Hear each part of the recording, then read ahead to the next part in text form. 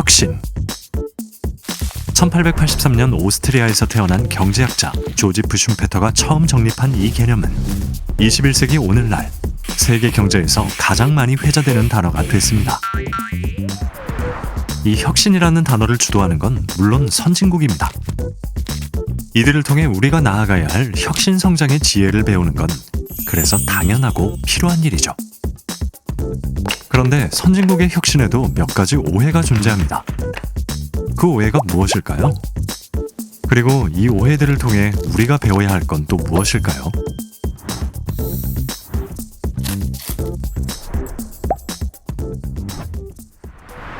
글로벌 경제의 혁신. 가장 먼저 떠오르는 국가는 역시 미국입니다. 구글, 애플, 페이스북, 아마존 등 이른바 가파들은 21세기 경제 생태계의 맨 꼭대기에 오른 포식자이자 혁신의 선두기업이죠. 그래서일 겁니다. 미국에 혁신하면 가장 먼저 민간 기업이 떠오르는 까닭이 말이죠. 미국의 혁신 성장 패러다임을 민간 주도형 혁신이라 부르는 이유도 이 때문입니다. 그런데 민간, 즉 기업 주도의 혁신이 곧 정부의 부차적인 역할을 의미하는 것이라 여긴다면 큰 오산이자 오해입니다. 대표적인 예가 바로 애플이죠. 애플의 혁신 제품, 아이폰과 아이패드에 쓰이는 다중터치 화면 기술은 사실 애플이 독자 개발한 것이 아닙니다. 미국 델라웨어 대학교의 존 엘리아스 교수와 웨인 웨스터만 박사가 개발하고 상용화한 기술이죠. 그리고 이들의 연구에 들어간 돈은 미국의 국립과학재단과 중앙정보국, 국가정보국에서 나왔습니다.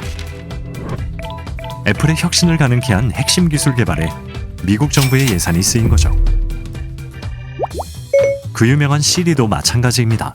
안녕하세요. 애플의 인공지능 기반 음성인식 기술인 시리는 전장에서 군인들을 도울 수 있는 가상 기술을 개발하기 위해 미 국방부 산하기관인 고등연구계획국과 스탠포드 연구소가 협업 프로젝트를 수행하는 과정에서 탄생했습니다. 이처럼 애플의 혁신 성과는 미 연방정부의 혁신 성장 정책과 밀접히 연관돼 있었습니다. 아니, 애플을 비롯해 미국의 거대 IT 기업들이 주도하는 디지털 플랫폼 경제 전체가 사실 연방정부 차원에서 추진된 4G 및 LTE 시장 선점 전략이 아니었으면 불가능할 혁신입니다. 그래서 미국의 혁신은 민간기업 전략이 정부 정책과 연계돼 일궈낸 미국만의 독특한 성과라고 봐야 마땅할 것입니다. 이번엔 4차 산업혁명의 발원지 독일로 가보겠습니다.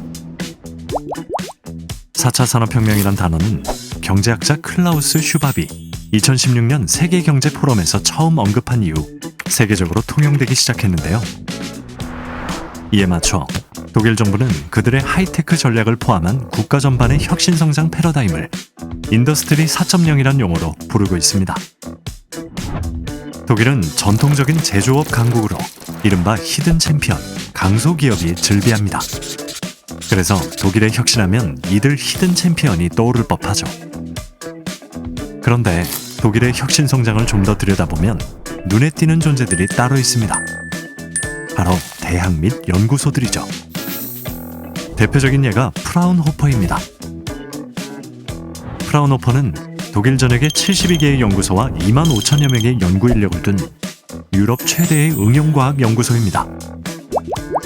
프라운호퍼의 연구는 독일 기업들과 연계해 일종의 테스트베드 역할을 수행합니다.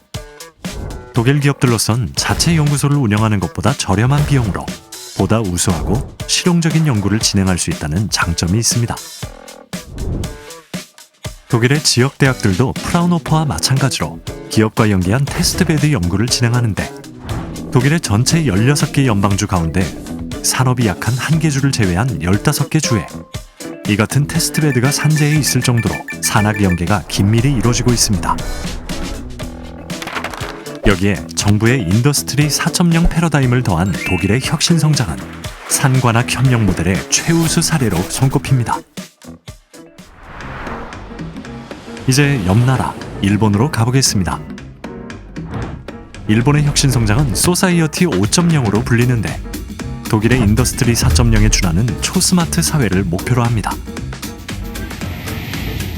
다만 일본의 혁신은 경제 규모에 비해 그리고 선진국이라는 위상에 비해 극복해야 할 과제가 많습니다. 일본의 경제산업성이 2018년 디지털 변혁 리포트라는 보고서를 내 자국의 낡은 IT 시스템이 2025년 절벽 문제를 야기할 것이고 이것이 자국 기업의 디지털 변혁을 저해하는 가장 큰 걸림돌이라고 지적했을 정도입니다. 일본은 이처럼 혁신의 선두에 뒤처져 있다는 점을 간파하고 자신들의 강점에 정책 포커스를 맞추기 시작했습니다. 일본의 자산인 제조업, 이로부터 파생되는 산업 데이터를 활용해 새로운 혁신 모델을 창출하겠다는 것이죠. 예컨대 자동차 산업의 경우 프로브 데이터와 3D 지도, 주행 데이터, 제어 데이터, 바이오 분야에선 미생물의 게놈 데이터, 기계 산업에선 각종 센서로 수집하는 기계 설비의 가동 상태 등에 관한 데이터를 기업끼리 공유 활용케 함으로써 제조업 분야의 경쟁력을 강화하겠다는 발상입니다. 지금껏 살펴본 선진국의 혁신 성장 정책을 통해 우리가 배워야 할 건 무엇일까요? 미국과 독일의 테스트베드 운영 사례를 좀 더 분석해 우리나라에 적합한 테스트베드 모델을 선택 적용할 필요가 있습니다. 특히 우리나라는 민간 부문이 직접 테스트베드를 구축하기에는 투자 리스크 측면에서 여러 가지 한계가 있습니다. 정부가 이에 대한 지원이나 장애물 제거에 나서야 할 필요가 있죠. 이 밖에 5G 인프라 분야나 4차 산업혁명의 핵심인 AI 분야에 정부가 R&D 투자를 대폭 늘려서 5G와 AI 기술 간 시너지 효과를 극대화할 필요가 있습니다. 키예프 홈페이지에 들어오시면 위 내용을 포함해 선진국의 혁신성장 정책과 제도 전반을 별도의 보고서로 꼼꼼히 살펴보실 수 있습니다.